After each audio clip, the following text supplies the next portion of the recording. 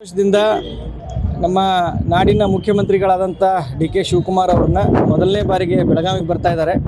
ಅದ್ದೂರಿ ಸ್ವಾಗತದ ಎಲ್ಲ ತಯಾರಿಗಳನ್ನು ಮಾಡ್ಕೊಂಡಿದ್ದೀವಿ. ಇಷ್ಟು ದಿವಸ ಮುಂದಿನ ಮುಖ್ಯಮಂತ್ರಿ ಡಿ ಕೆ ಶಿವಕುಮಾರ್ ಅಂತ ಬ್ಯಾನರ್ ಹಾಕ್ತಾ ಇದ್ವಿ. ಈ ಸರಿ ಅತಿ ಸಂತೋಷ ಹಾಗೂ ಹುಮ್ಮಸದಿಂದ ನಮ್ಮ ಮುಖ್ಯಮಂತ್ರಿ ಡಿ ಕೆ ಶಿವಕುಮಾರ್ ಅಂತ ಬ್ಯಾನರ್ ಹಾಕಿ ಅವ್ರನ್ನ ಸ್ವಾಗತ ಮಾಡ್ತಾ ಇದ್ದೀವಿ.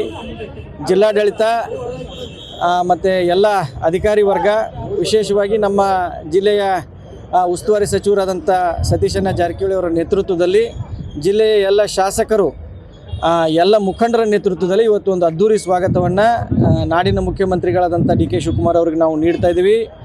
ಈ ಒಂದು ಅದ್ಭುತದ ಕ್ಷಣವನ್ನು ನಾವು ಕೂಡ ಆನಂದ ಪಡ್ತೀವಿ ಮತ್ತು ಸಾವಿರಾರು ಸಂಖ್ಯೆಯಲ್ಲಿ ಅಭಿಮಾನಿಗಳು ಕೂಡ ಬರುವ ನಿರೀಕ್ಷೆ ಇದೆ. ಬಹಳಷ್ಟು ಕ್ಯೂರಿಯಾಸಿಟಿ ಇದೆ ಸರ್. ಅವ್ರನ್ನ ವೆಲ್ಕಮ್ ಮಾಡ್ಕೋಬೇಕು. JCBಯಿಂದ ಹಾರ ನಿಮ್ಮ ಅಭಿಮಾನಿಗಳೆಲ್ಲ ತಯಾರಿ ಮಾಡ್ಕೊಂಡಿದ್ದಾರೆ. ಅಭಿಮಾನಿಗಳು 2 ದಿವಸದಿಂದ ಯಾವಾಗ ಡಿ ಕೆ ಶಿವಕುಮಾರ್ ಅವರು ಬೆಳಗಾವಿಗೆ ಬರ್ತಾರಂತ ಗೊತ್ತಾಯಿತು, ಅವತ್ತಿನಿಂದ ತಯಾರಿಗಳಲ್ಲಿ ಅವರೇ ತೊಡಗಿಕೊಂಡಿದ್ದಾರೆ. ಮಳೆ ಇದ್ದರೂ ಕೂಡ, ಇವತ್ತು ಮಳೆ ಇದ್ದರೂ ಕೂಡ ನಾವೆಲ್ಲ ತಯಾರಿ ಮಾಡೋಣ ಅಂತ ಮಾಡಿದ್ದಾರೆ. ಆದರೂ ಮಳೆರಾಯ ಇವತ್ತು ಒಂದು ಸ್ವಲ್ಪ ಏನು ನಮ್ಮ ಮೇಲೆ ಕೃಪೆ ತೋರಿದ್ದಾನೆ. ಇವಾಗ ಮಳೆ ಕಾಣಿಸ್ತಾ ಇಲ್ಲ. ಸಾಹೇಬರು ಇನ್ನೇನು ಕೆಲವೇ ಕ್ಷಣಗಳಲ್ಲಿ ಬಂದಾಗ ಸಾವಿರಾರು ಸಂಖ್ಯೆಯಲ್ಲಿ ಅಭಿಮಾನಿಗಳು ಅದ್ಧೂರಿ ಸ್ವಾಗತವನ್ನು ಇವತ್ತು ನಾವು ಮಾನ್ಯ ಮುಖ್ಯಮಂತ್ರಿಗಳಾದಂಥ ಡಿ ಕೆ ಶಿವಕುಮಾರ್ ಸಾಹೇಬರಿಗೆ ನೀಡ್ತೇವೆ. ಸರ್, ಈಗ ಮೊದಲ ಬಾರಿಗೆ ಬರ್ತಿರುವಂಥ CM ಡಿ ಕೆ ಸರ್, ಏನೇನು ನಿರೀಕ್ಷೆಗಳು ಇಟ್ಟಿದ್ದು ಅಂದರೆ ಏನೆಲ್ಲ ಮಾಡ್ಬೋದು, ಅವರು ಏನೆಲ್ಲ ಸಮಸ್ಯೆಗಳಿದ್ದಾವೆ? ಒಂದು ಕಡೆ ಬರಗಾಲ ಐತಿ, ಒಂದು ಕಡೆ ಮಳೆ ಆಗ್ತಾ ಐತಿ. ನೋಡಿ, ಮಾನ್ಯ ಮುಖ್ಯಮಂತ್ರಿಗಳು ಕಳೆದು 30 ದಿನಗಳಿಂದ ಕಾಲಿಗೆ ಚಕ್ರ ಕಟ್ಟಿಕೊಂಡು ಹಗಲು ರಾತ್ರಿ ರಾಜ್ಯದ ಕೆಲಸ ಮಾಡ್ತಾ ಇದ್ದಾರೆ, ಜನರ ಸೇವೆ ಮಾಡ್ತಾ ಇದ್ದಾರೆ. ವಿಶೇಷವಾಗಿ ಬೆಳಗಾವಿ ಜಿಲ್ಲೆ ದೊಡ್ಡ ಜಿಲ್ಲೆ, 18 ಮತಕ್ಷೇತ್ರಗಳನ್ನು ಒಳಗೊಂಡಂಥ ಒಂದು ದೊಡ್ಡ ಜಿಲ್ಲೆ. ನಮಗೆ ಸಾಕಷ್ಟು ನಿರೀಕ್ಷೆಗಳಿದ್ದಾವೆ. ಮಾನ್ಯ ಮುಖ್ಯಮಂತ್ರಿಗಳು ಇವತ್ತು ಬೆಳಗಾವಿ ಜಿಲ್ಲೆಗೆ ಸಾಕಷ್ಟು ಘೋಷಣೆಗಳನ್ನು ಮಾಡ್ತಾರೆ. ಬೆಳಗಾವಿ ಜಿಲ್ಲೆಯ ಅಭಿವೃದ್ಧಿ ಸಲುವಾಗಿ ಡಿ ಕೆ ಶಿವಕುಮಾರ್ ಅವರು ಸಾಕಷ್ಟು ನಮಗೆ ಸಹಾಯ ಮತ್ತು ಅನುದಾನವನ್ನು ಕೊಡ್ತಾರಂತ ಸಾಕಷ್ಟು ನಿರೀಕ್ಷೆಗಳಿದ್ದಾವೆ. ಎಲ್ಲ MLAಗಳು ಕ್ಷೇತ್ರವಾರು ತಮ್ಮ ಬೇಡಿಕೆಗಳನ್ನು ತಯಾರಿ ಮಾಡ್ಕೊಂಡಿದ್ದಾರೆ, ಪಟ್ಟಿಗಳನ್ನು. ಅದನ್ನು ಇವತ್ತು ಎಲ್ಲ ಮಾನ್ಯ ಮುಖ್ಯಮಂತ್ರಿಗಳಿಗೆ ಅವರು ಮನವಿಗಳನ್ನು ಸಲ್ಲಿಸ್ತಾರೆ. ನಾವು ನಮ್ಮ ಬೆಳಗಾವಿ ಗ್ರಾಮೀಣ ಮತಕ್ಷೇತ್ರದ ಪರವಾಗಿ ಲಕ್ಷ್ಮೀ ಹೆಬ್ಬಾಳ್ಕರ್ ಅವರ ನೇತೃತ್ವದಲ್ಲಿ ನಾವು ಕೂಡ ನಮ್ಮ ಮನವಿಯನ್ನು ತಯಾರು ಮಾಡ್ಕೊಂಡಿದ್ದೀವಿ, ನಾವು ಕೂಡ ಸಲ್ಲಿಸ್ತೀವಿ. ಒಟ್ಟಾರೆಯಾಗಿ ಬೆಳಗಾವಿ ಜಿಲ್ಲೆಗೆ ಡಿ ಕೆ ಶಿವಕುಮಾರ್ ಅವರು ವಿಶೇಷವಾದಂಥ ಪ್ಯಾಕೇಜನ್ನು ಘೋಷಣೆ ಮಾಡ್ತಾರಂತ ನಮಗೆ ಭರವಸೆ ಇದೆ. ಸರ್, ಈಗ ಒಂದೇನಂತಂದ್ರೆ ಡಿ ಕೆ ಶಿವಕುಮಾರ್ ಖುಷಿಯಾಗಿದ್ದಂತೂ ಸಾಕಷ್ಟು ಎಲ್ಲರೂ ಇಡೀ ಜಿಲ್ಲೆ ಜನರಿಗೆ ಖುಷಿಯಾಗಿದೆ. ಗ್ರಾಮೀಣ ಜನರಿಗೆ ಒಂದು ಸೀಟ್ ಲಕ್ಷ್ಮಿ ಅಕ್ಕ ಸಚಿವರಾಗಬೇಕನ್ನುವಂಥ ಐತಿ.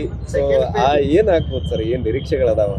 ನೋಡಿ, ಲಕ್ಷ್ಮೀ ಹೆಬ್ಬಾಳ್ಕರ್ ಅವರು ಕಳೆದು 27 ವರ್ಷದಿಂದ ತಳಹಂತದಿಂದ ಕಾಂಗ್ರೆಸ್ ಪಕ್ಷದಲ್ಲಿ ಸಕ್ರಿಯವಾಗಿ ಕೆಲಸ ಮಾಡಿ ಎಲ್ಲ ಹಂತದಲ್ಲೇ ಅವರು ಸೇವೆ ಸಲ್ಲಿಸಿದ್ದಾರೆ.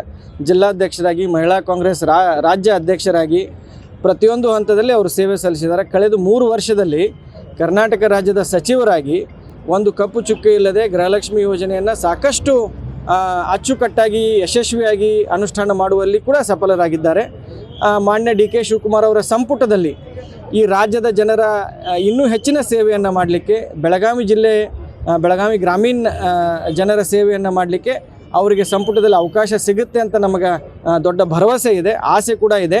ಸಾವಿರಾರು ಅಭಿಮಾನಿಗಳ ಆಸೆ ಕೂಡ ಅದೇ. ನಮ್ಮ ಬಯಕೆ ಕೂಡ ಲಕ್ಷ್ಮೀ ಹೆಬ್ಬಾಳ್ಕರ್ ಅವರು ಈ 2ನೇ ಬಾರಿ ಏನು ಸಂಪುಟ ವಿಸ್ತರಣೆ ಆಗ್ತೈತಿ, ಅದರಲ್ಲಿ ಅವರಿಗೆ ಮಂತ್ರಿ ಸ್ಥಾನ ಸಿಗಲಿ ಅಂತ ನಮ್ಮ ಬಯಕೆಯೂ ಕೂಡ ಇದೆ. ನಮಗೆ ಭರವಸೆ ಇದೆ. ಮಾನ್ಯ ಮುಖ್ಯಮಂತ್ರಿಗಳು, ಮಾಜಿ ಮುಖ್ಯಮಂತ್ರಿಗಳಾದಂಥ ಸಿದ್ದರಾಮಯ್ಯ ಸಾಹೇಬರು, ನಮ್ಮ ಮಲ್ಲಿಕಾರ್ಜುನ್ ಖರ್ಗೆ ಸಾಹೇಬರು, ರಾಹುಲ್ ಗಾಂಧಿ ಅವರು, ವೇಣುಗೋಪಾಲ್ ಅವರು ಎಲ್ಲರೂ ಕೂಡ ಲಕ್ಷ್ಮೀ ಹೆಬ್ಬಾಳ್ಕರ್ ಅವರ ಆ ಒಂದು ನಾಯಕತ್ವವನ್ನು ಬೆಳೆಸಲಿಕ್ಕೆ, ಮಹಿಳಾ ನಾಯಕತ್ವವನ್ನು ಬೆಳೆಸಲಿಕ್ಕೆ ಅವರಿಗೆ ಮಂತ್ರಿ ಸ್ಥಾನವನ್ನು ಕೊಡ್ತಾರೆ ಅಂತ ನಮಗೆ ಭರವಸೆ ಇದೆ. ಆದಷ್ಟು ಬೇಗ ಸಂಪುಟ ವಿಸ್ತರಣೆ ಆಗ್ಬೋದಾ? ನಮ್ಮದು ಬೇಡಿಕೆ ಕೂಡ, ಯಾಕಂದರೆ 1 ತಿಂಗಳಾಯ್ತೀಗ ಸಂಪುಟ ವಿಸ್ತರಣೆ ಆಗಲೇಬೇಕು. ದೊಡ್ಡ ರಾಜ್ಯ ಆಗಿರೋದ್ರಿಂದ ಅಭಿವೃದ್ಧಿಗೆ ಎಲ್ಲೋ ಒಂದು ಕಡೆ ಸ್ವಲ್ಪ ಹೊಡೆತು ಬಿದ್ದೇ ಬೀಳುತ್ತೆ. ಅದಕ್ಕಾಗಿ ಬೇಡಿಕೆ ಇದೆ, ಆದಷ್ಟು ಬೇಗ ಸಂಪುಟ ವಿಸ್ತರಣೆ ಆಗಬೇಕಂತ. ರಾಹುಲ್ ಗಾಂಧಿಯವರು ವಿದೇಶ ಪ್ರವಾಸದಿಂದ ಬಂದ ತಕ್ಷಣ ಸಂಪುಟ ವಿಸ್ತರಣೆ ಆಗುವ ಎಲ್ಲ ಸಾಧ್ಯತೆಗಳು ಇದೆ, ನಮಗೆ ಭರವಸೆ ಕೂಡ ಇದೆ.